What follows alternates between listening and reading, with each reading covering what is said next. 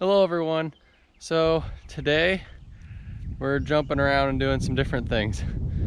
So this is my 1965 Ford F250, and this truck was my wife's grandfather's truck, which, if you don't know, is the house that we live at now. We bought from him. This truck was on this property and he gave it to us, but there's a couple of problems with it. It doesn't have a title, so that's a big issue. And the other problem is it's pretty rusted out, the cab is. And you can see like on the hood here is rusted out as well. It was sitting outside under a tree for, I honestly have no idea how long. I'll put a picture up of where it was right now. But I did a little video on this before of trying to get the engine unseized because the engine is seized in it, and I'll put a link to that right here. So the big problem with it, as you can see, is all the windows were busted out because some kids got into it and thought it would be fun. And yeah, so that's not fun. But the biggest problem with that is you can see up here that the window frame is completely rotted out on it. So that's not really fixable. I mean, that would take a lot of work to get that rust out of there.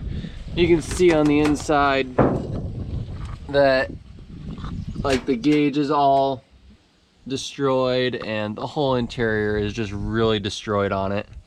I kept trying to find a donor truck or something that has a good cab on it and has a title, because that would be able to fix this and it'd be really cool. And it also has a cool like step side box or style side box. I don't know what it's actually called. I keep forgetting, but it has a cool box on it and you don't really see those that often. So yeah, that's really what the story is behind this truck. The engine is still seized. I put a bunch of oil and stuff in the cylinders, but it's just seized up. It's a brick, so really doesn't matter. It does have the 352 V8 in it, and it has a synchronized 4-speed manual transmission, which was, I think, like higher up options for these trucks. I think there was like a 390 or something you could get in these as well. But anyway, I hooked up a battery to it, and surprisingly, like the headlights and stuff still worked on it, so the wiring's probably fairly decent on it at least. But yeah, that's the truck. And the reason I'm even talking about this is I finally found a donor truck. So now we're gonna go look at that. So this right here is our donor truck. The cab is in very exceptional condition. Very, very minimal rust on it. The doors are in decent shape. The guy was actually getting ready to paint the whole thing, I guess, and he was even like putting tape around the windows and stuff to tape it off. But it's in very, very decent shape. And this is actually an F350. It's not an F250, which the guy listed it as an F250, but I knew as soon as I saw the front wheels with the bolt pattern and the duals, I'm like, I know that's not an F250, but all right, got in there. It was actually pretty easy. Just had to push that little button in there. So if we look in here, the floor is actually in decent shape. There's one little patch right here, but other than that, it's pretty good. It has the original gauges and everything in here, so that's good. And it looks like somebody added these 2 gauges, but that's fine. Like, it looks really nice. So, and then it has all the other pieces to the front, I guess, in here, because he's taking it apart. There's a fan in here and all the badges and everything are in there, so that's really good. But yeah, the cab is in decent shape. The windshield is cracked pretty decent, so that's a little bit of a bummer, but you can get replacement windshields, so I'm not like super unhappy about that. But all the other glass in it is not cracked. It's kind of scratched up, but at least it's not cracked up, so it could be worse. And the nice thing about this is too that it has the same engine. Is this four-wheel drive? I didn't even realize this was four-wheel drive. Is it four-wheel drive? That doesn't seem right. I don't think it is.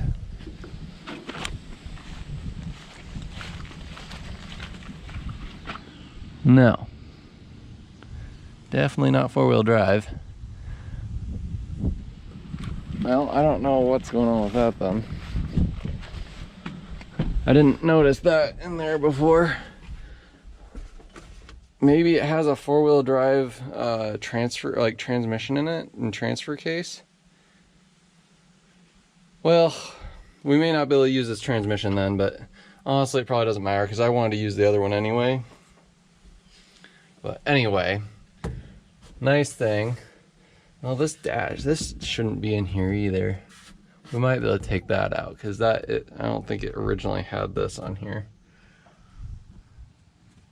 I don't know. This one is a 66, so it is a little newer, a year newer. So there might be a couple of things that are different. But I think the cab should be the same, hopefully. And that's the big deal. So anyway, this does run and it does have the same engine.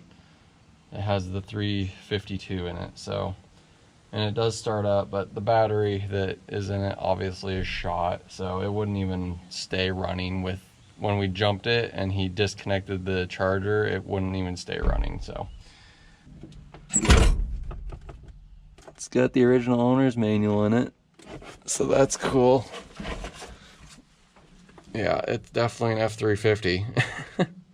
So I guess let's get it started and get it off this trailer. I'm gonna have to switch the battery out and stuff, but we should be able to do that.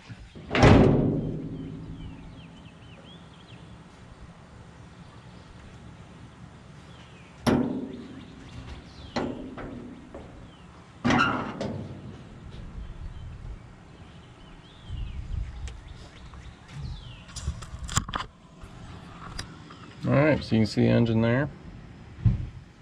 It's got a huge radiator in here too. Fans on the inside. It's got the original. What is that for? Is that for the windshield washers or something? Huh. I know nothing about this engine, but hopefully it will work. That seems factory. But anyway, I wonder if this has anything in it. Oh yeah, it's full of stuff. Which I'll probably use the radiator out of the other one as well. I guess we'll swap out this battery and get it fired up. So I guess the one difference on the F350s as well is the battery box wasn't originally in here under the hood. The guy actually made this. It was originally under the passenger floor. So that'll make the cab a little different, but we'll just have to see. Since these terminals aren't right, we're just gonna put that on there and then put a hose clamp on it. That's how I roll. Hopefully it'll make good enough contact. I don't have a side terminal battery, so. I'm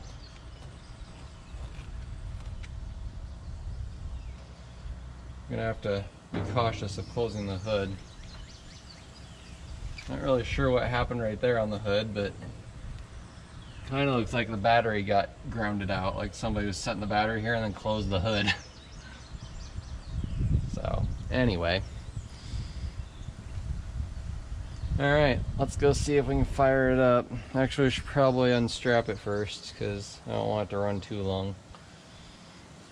Well, I guess it has coolant in it, but you can probably see that my trailer, I actually used it, but it's not really done yet. I scrambled and got this usable in a day. I didn't actually film any of it, but I was pretty in a hurry to go get this truck because it was a really good deal and I didn't really want to miss out on the deal. So I went and bought some tires for it because it needed tires really bad. I got all the tires swapped out and then I just laid these boards on here and screwed them down and then I went. So it still doesn't have brakes yet, so going home was a little sketchy with this, but I just went really slow and we took back roads and stuff. Didn't have any problems really at all, so worked good. Should be all the straps. Need to get my ramps down. Don't worry, I'm working in my safety sandals because I know you guys really love it when I do that, so.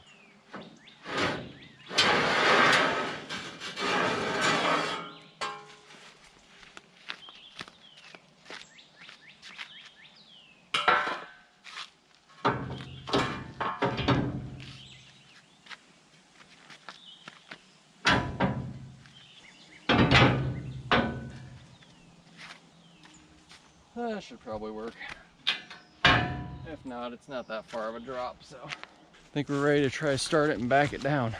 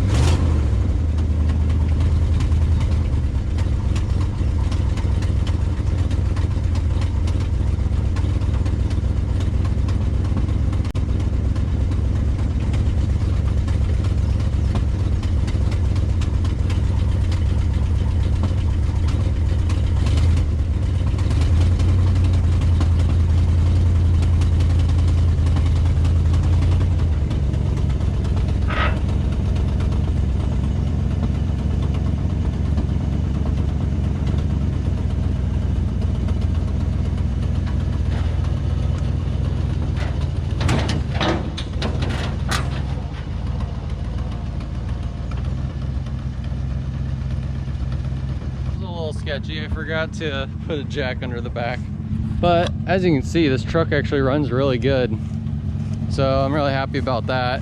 I actually have another engine for this, but I was smoking something.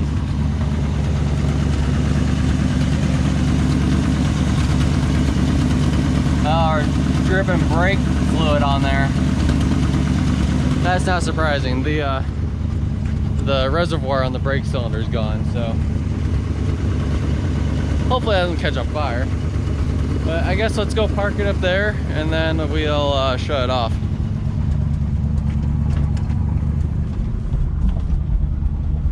Can't really see it all, but it runs really good. It's kind of amazing. The brakes have nothing left in them, but I think that's reverse. Yep.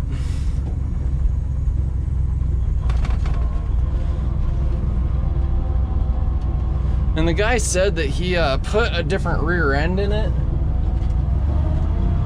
to make it so it had a higher speed going down the highway, but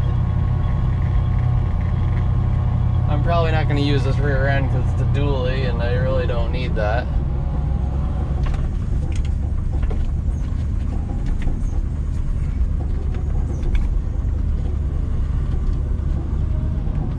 But yeah, this thing actually runs really well. I'm very happy with that, even though it doesn't really matter too much, but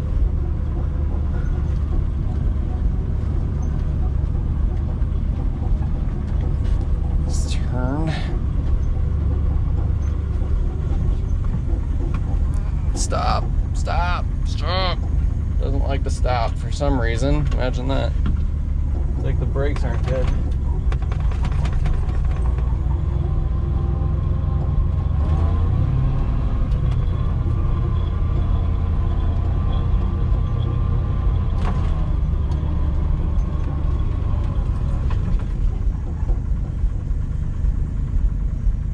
Alright, I think we'll leave it there.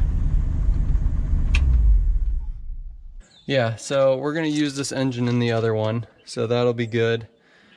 I need to figure out if it does have a four-wheel drive transfer case in there.